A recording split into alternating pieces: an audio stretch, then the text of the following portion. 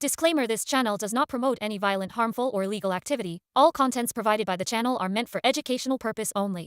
Tollywood ইন্ডাস্ট্রিতে একটা বড় বিতর্ক, যে বিতর্কটা বড় বলবো না ছোট বলবো জানি না, কিন্তু এই বিতর্ক বারবার ওঠে, আবার ধামাচাপা পড়ে, আবার ওঠে।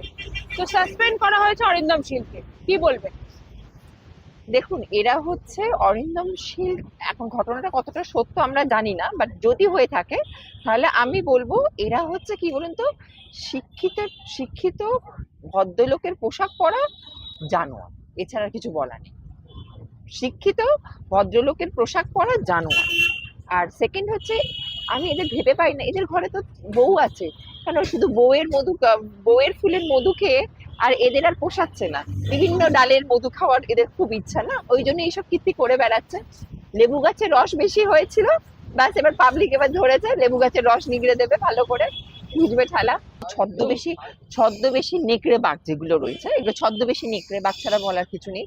এগুলোকে তো তারা এখন কেন বলছে, তাদের তো সঙ্গে সঙ্গে ধরে বার করে আনা উচিত।